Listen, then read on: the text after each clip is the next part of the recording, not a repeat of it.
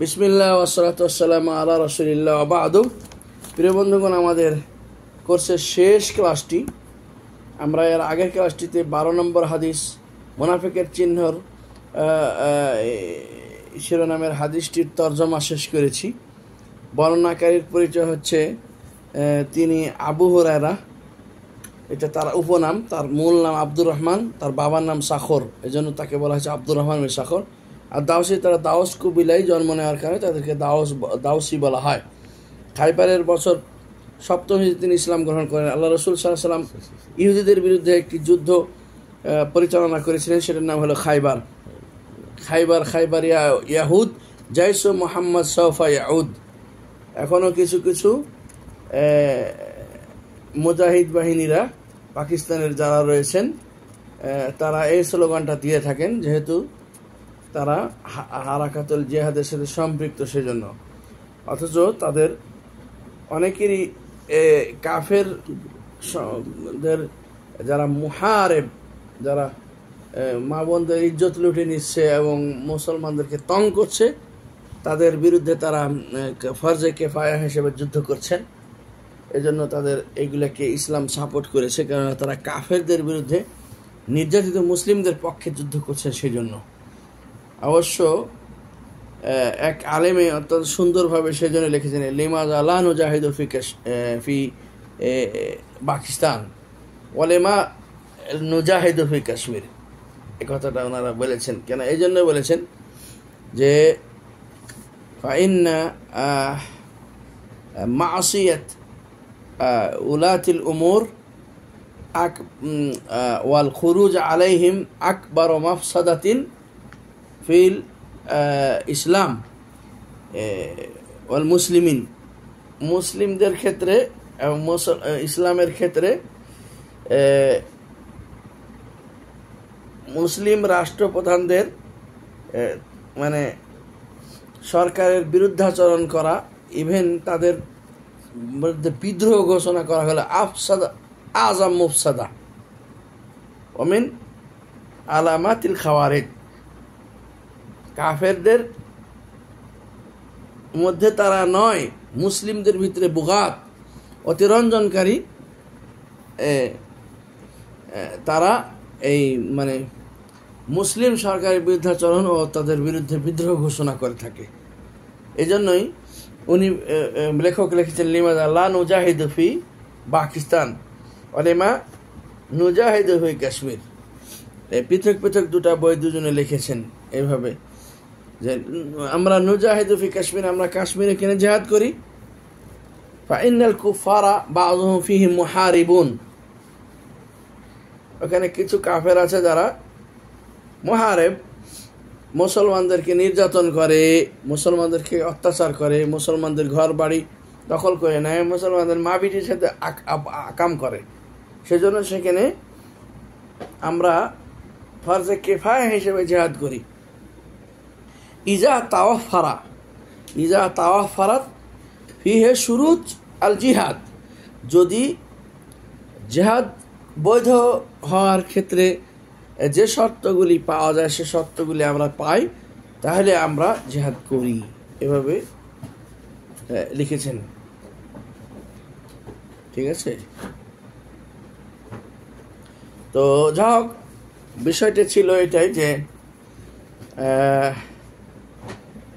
পাকিস্তানের ওই হারাকাতগুলি থাকলেও তারা কাশ্মীর কেন্দ্রিক, ইন্ডিয়া কেন্দ্রিক। কাশ্মীর পাকিস্তানের ভিতরে যারা, এমনকি আজাদ কাশ্মীরে যারা আছে, তারা জিহাদে নেমে মুসলমানদেরকে মারে না, পাকিস্তানে বোম্বিং করে না বা মানুষকে মারে না, বা কোনো মুসলমান ফাসিক ফুসাক এদেরকে মারার ক্ষেত্রে তারা কথা বলে না। কারণ এজন্য এদেরকে আরব বিশ্ব থেকেও সাপোর্ট দেওয়া হয়, আর্থিক সহযোগিতা করা হয়। কিন্তু তারা যদি নিজের দেশে মুসলমানদের ভিতরে মারামারি করতো জিহাদের নাম দিয়ে, তাহলে তাদেরকে আবার আরব বিশ্বরা কোনো সহযোগিতা তো করতোই না, বরং তাদেরকে জঙ্গি তালিকায় চিহ্নিত করত। কিন্তু কাফের মালাউন যারা, তারা কিন্তু ওদেরকে জঙ্গি তালিকায় চিহ্নিত করে রেখেছে, ভারতের রয়ের মতো এরা। কিন্তু যারা মুসলিম প্রকৃত, তারা তাদেরকে জঙ্গি তালিকা করেনি। এক সময় দেখা গেছে 70 দশকে 80 দশকে আরব থেকে খোলা ওপেনলি তাদের অ্যাকাউন্টে টাকা যেত, ফিলিস্তিনে আমার মুসলমান ভাইদেরকে যেভাবে নির্যাতন করছে, মারছে ইহুদিরা, কোটি কোটি টাকা সৌদি আরব থেকে গেছে ত্রাণ হিসেবে, খাদ্য হিসেবে কোটি কোটি টাকা ঢেলে দিয়েছে সৌদি সরকার তাদের নিজস্ব ওয়েতে ওইভাবে। এখন কেহ যদি নিজে পাশা খাই যায়, নিজে সেখানে আবার রক্ত বাইর করে মলম গাঁথে, সেজন্য কি সৌদি গভর্নমেন্টের দোষ? আল মামলাকাতুল আরাবিয়াতুস সাউদিয়া আযাহাল্লাহ আযাহাল্লাহ আজিয়ালান বাদা আজিয়াল, সম্প্রদায় বিভিন্ন এইভাবে আল্লাহ রাব্বুল আলামিন জেনারেশনের পর জেনারেশন এই দেশকে আল্লাহ শান্তির প্রতীক বানিয়ে দিন এবং এদের উপরে আল্লাহর নিয়ামতকে আল্লাহ মানে কি বলে সেটাকে অবধারিত করে দিন। কেননা এরা কোটি কোটি টাকা ইসলামের পিছিয়ে এরা খরচ করে দেয়, ঢেলে দেয়। এখন আভ্যন্তরীণ কোনো দেশের বিষয়গুলিতে যেগুলিতে মাখামাখি যারা করে তারা তো অতিরঞ্জনকারী। ফিলিস্তিনের অনেকেই আছে অতিরঞ্জনকারী, খামাখা পুটুস পাটুস করে, যাদের শর্ত তাদের ভিতরে পরিপূর্ণ নয়, তারা জিহাদের নাম দিয়ে তারা আত্মঘাতী কাজে ব্যস্ত হয়। এজন্য কোনো আলেম আমাদের বাংলাদেশের যারা দেওবন্দি পর্যায়ে তারাও পর্যন্ত বলেছেন যে আপনারা ফিলিস্তিনকে তো নিজ চোখে দেখেননি, মিডিয়াতে দেখেছেন। এটা দুঃখজনক হলেও কথা সত্য যে আমাদের ফিলিস্তিনি ভাইয়েরা অনেক অনইসলামিক চর্চা করছে, ইহুদি ঘরে ঘরে বিয়ে করে ইহুদিবাদকে লালন করেছে। অতএব আল্লাহর পক্ষ থেকে গজব ও শাস্তি কিছু তো আসবেই। এই জন্য আমরা আবেগ পরিহার করব, বরং বাস্তবতার নিরিখে বাস্তব কথা বলার চেষ্টা করব। যাই হোক, খাইবার ইয়াহুদ জাইশ মোহাম্মদ সাফ ইয়াহুদ যারা বলে থাকে নিজস্ব ব্যক্তিগত বিষয় তাদের, সেটা জাইশ মোহাম্মদ সাফ ইয়াহুদ কীভাবে আসবে, আল্লাহ রসুলের মোহাম্মদ সাল্লাল্লাহু আলাইহি ওয়াসাল্লামের জাইশ কীভাবে আসবে? How could possible? It's never possible. এটা কোনোদিনই সম্ভব হবে না। জাইশ মোহাম্মদ সাল্লাল্লাহু আলাইহি ওয়াসাল্লামের সেই প্লাটুন মোহাম্মদ সাল্লাল্লাহু আলাইহি ওয়াসাল্লামের সেনাবাহিনীর মতো ইমানদার কি আছে যারা সাহাবীরা অর্ধেক খেজুরকে আল্লাহ রাস্তায় ঝাঁপিয়ে পড়ছে? বর্তমানে জেহাদ অধিকাংশ জেহাদি সংগঠনগুলির ভিতরে রিয়া, তাদের ভিতরে আত্ম আহম্বরী, তাদের ভিতরে দুনিয়ার লিপসুতা, নারী লোভী, পদলোভী, কাফেরদের পদলেহনকারী মুনাফিক দিয়ে ভরা। মুনাফিকের চিহ্নতে আসলে এই কথাটি অত্যন্ত দুঃখজনকভাবে বলতে বাধ্য হচ্ছি। এখন বর্তমানে তালেবান কয়েক কিসিমের আছে, তালেবান মুনাফেক, এভাবে কতগুলো আছে। তালেবান মুনাফেক, আমেরিকার পদলেহনকারী। প্রকৃত তালেবান কি আফগানিস্তানে পাবেন না। এই জিনিসগুলি আমাদেরকে খুব সতর্ক থাকতে হবে। প্রকৃত মুজাহিদ কে আর অপ্রকৃত মুজাহিদ কে আর, জেহাদের নামে কারা বাঁটপারি করছে, মূলত তাদের ভিতরে মুনাফিকি আছে। আর প্রকৃত অর্থে জিহাদ আসলে কাকে বলা হয়? আল্লাহ রাসূল সাল্লাল্লাহু আলাইহি ওয়াসাল্লাম বলছেন, আলী লা তুদাম্মিরান্না বুয়ুতান ওয়ালা তাকতুলা শাইখান ফানিয়ান ওয়ালা সিবিয়ানা ওয়ালা তাকতাউ শাজারাতান মুসমারাতান আলা রিসলিকা ইয়া আলী লাআন ইয়াহদি আল্লাহু বিকা রাজুলান ওয়াহিদান খায়রুল লাকা মিন হুমুরিন নিআম। তোমার মাধ্যমে আল্লাহ একটা ব্যক্তিকে হেদায়েত দিয়ে দিলে লাল উটের চাইতেও তুমি বেশি পাবা। সেই জায়গায় লাল উট রাজা বাদশাদের হাতে থাকতো, সেই লাল উট এর সমান মর্যাদা লাভ করবে যার আপনি ছলে বলে কুশল আপনার দাওয়াতের মাধ্যমে একজন যদি মুসলিম হয়, অথবা একটা বেবুজ যদি বুঝে ফিরে আসে, তাহলে আল্লাহু আকবার হেদায়েতের পথে আসে, তাহলে সুবহানাল্লাহ বিহামদিহি সুবহানাল্লাহিল আযীম।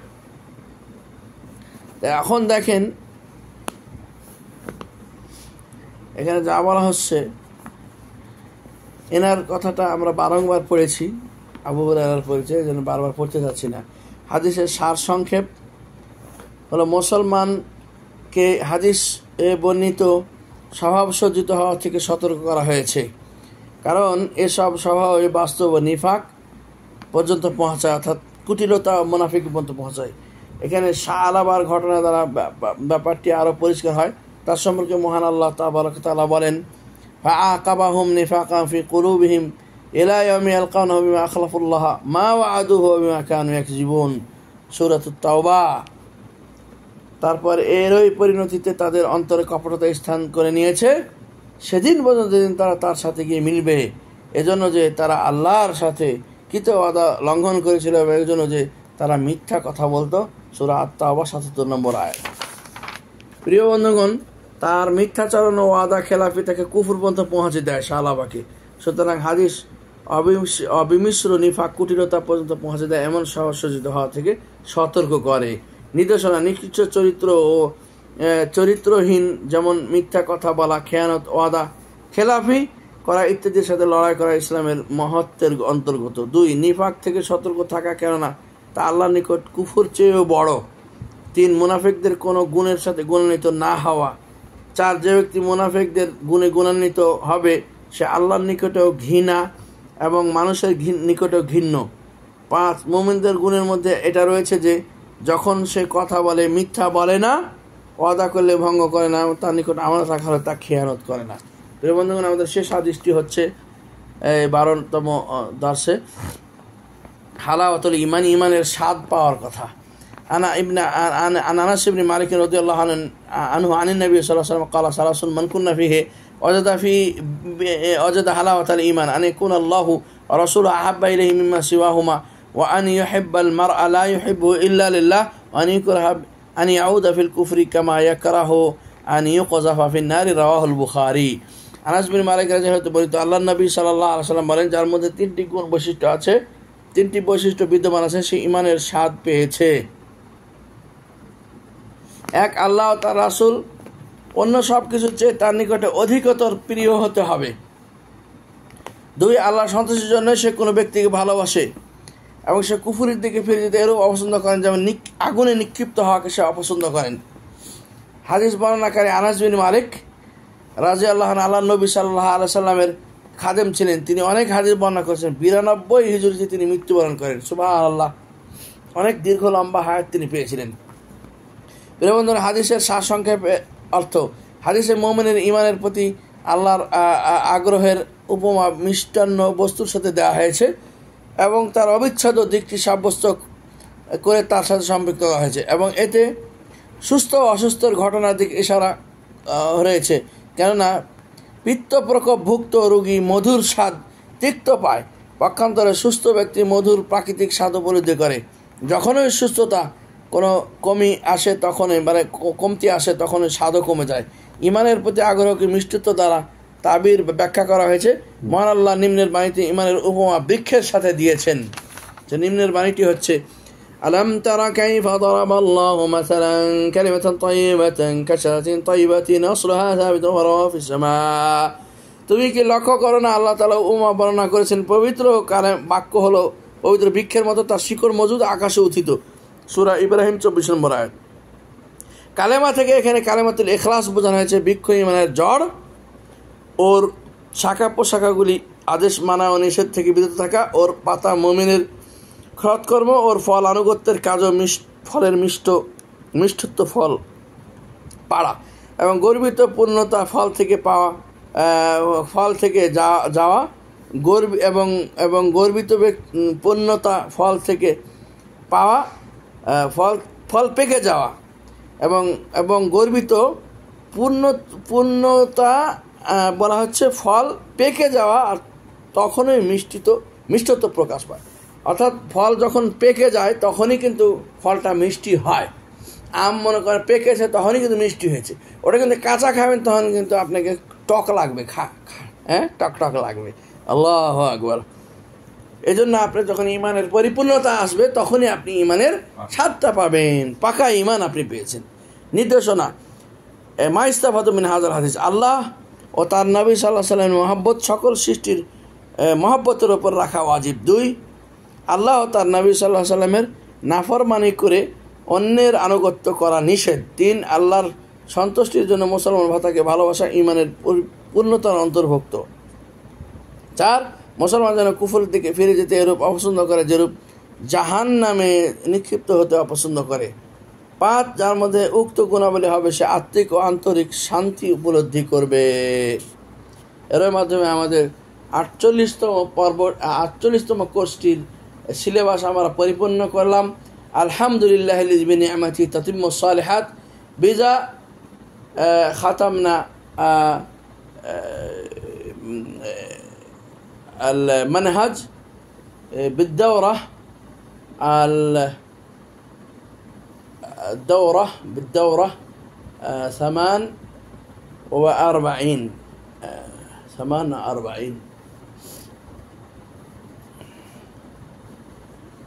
الثامن والأربعون الدورة الثامن والأربعين মানে 48তম আমরা দাওরাটাকে শেষ করলাম সিলেবাস থেকে পার্ট। ইনশাআল্লাহ আমরা যারা এই পর্বে এই কোর্সে আমরা ঠিকমতো পড়িনি তারা অবশ্যই সামনের পর্বেও ঠিকমতো পড়ার জন্য থেকে যাব। এই জন্য এই পর্বে তারা যতটুকু পারি পরীক্ষায় অংশ নেওয়ার পর যদি নাম্বার ভালো পায় বা না পায় তা আবার ভালো করে পড়ার জন্য আরেক দাওরায় আমরা থাকতে পারবো ইনশাআল্লাহ। তারা কেউ লেপ নিয়ে চলে যাবেন না ইনশাআল্লাহ।